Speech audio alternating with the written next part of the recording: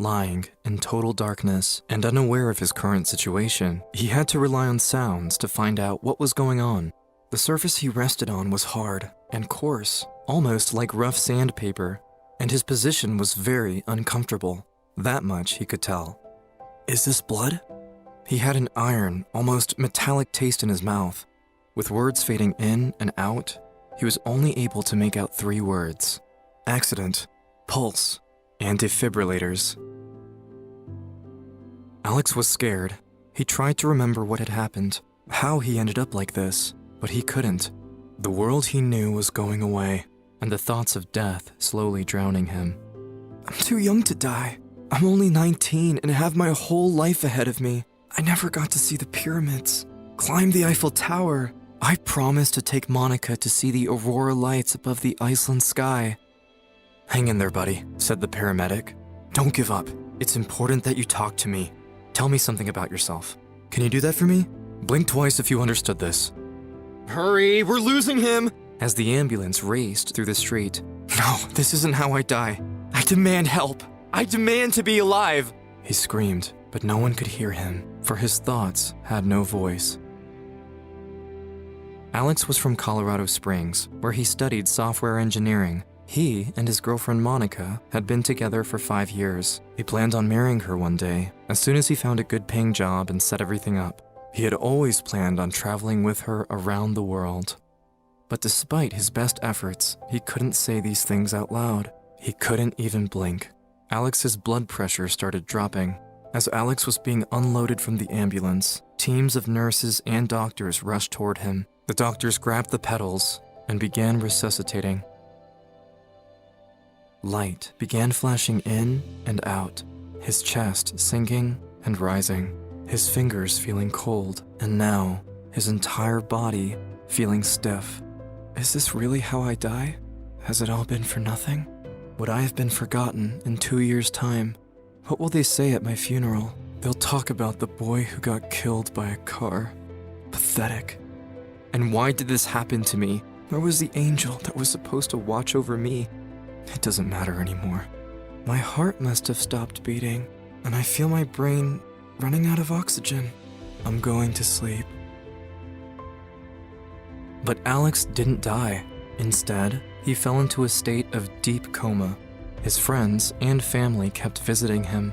They shared updates with him, cared for him, cried and laughed with him.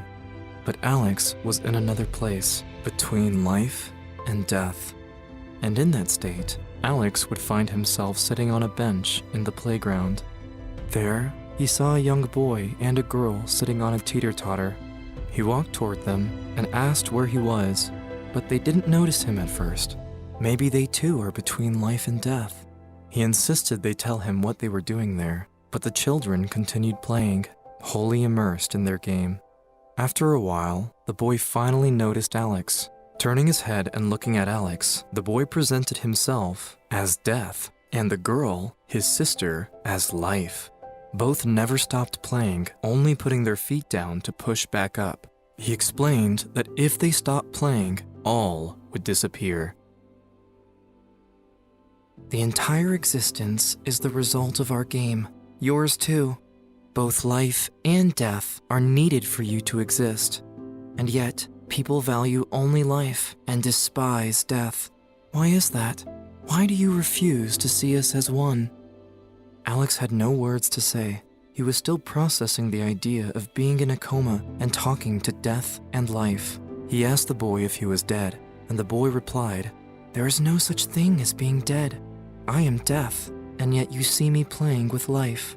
"I am life," said the girl, "and yet you see me playing with death. We are inseparable.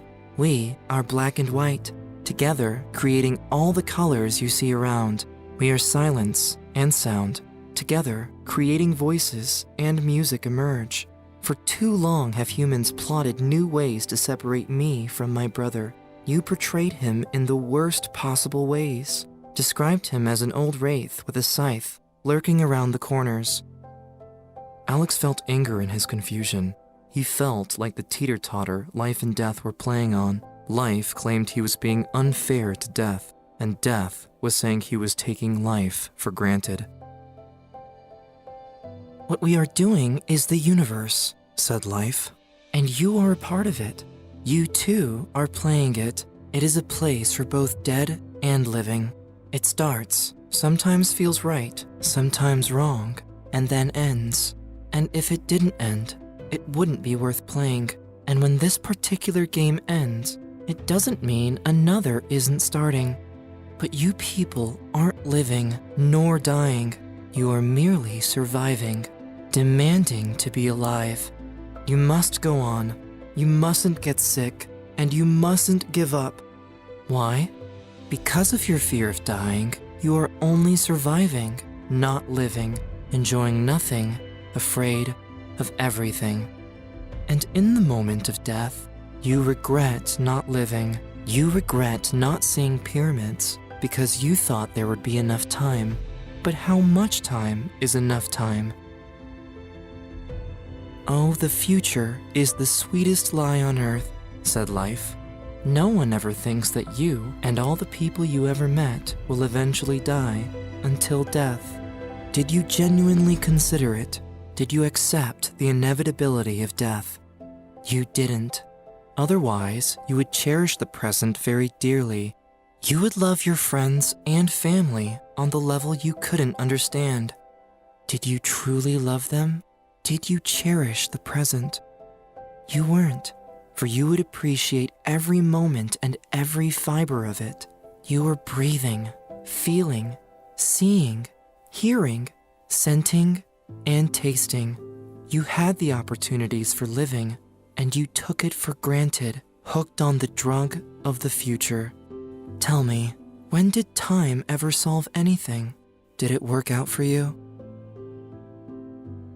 What life and death had spoken to Alex had him burst into tears, regretting not living in life and dying in death. As Alex stared at boy and girl rising and falling, he understood the game life and death.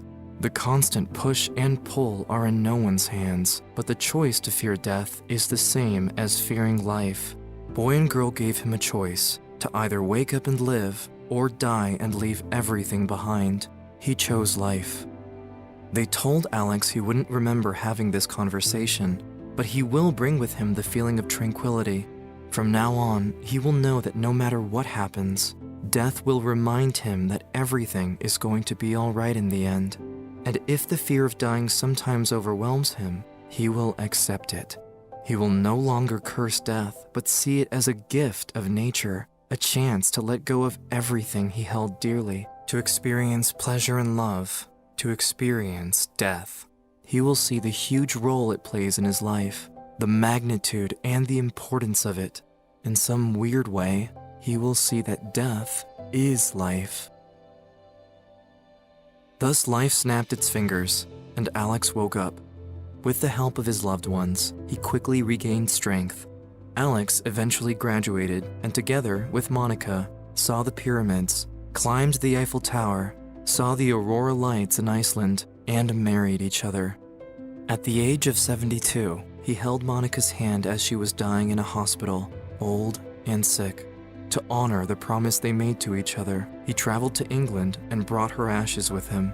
He was there, witnessing the Stonehenge sunset. He dropped a tear as he scattered Monica's ashes and said, "Goodbye." When he came back home, Alex visited the nearby playground. He enjoyed the bright and sunny day. There, he saw a boy and a girl teeter-tottering, playing as if there were no yesterday, today, or tomorrow. They were out of space, time, and themselves. At that moment, he felt unexplained tranquility. At that moment, he was absolutely willing to die.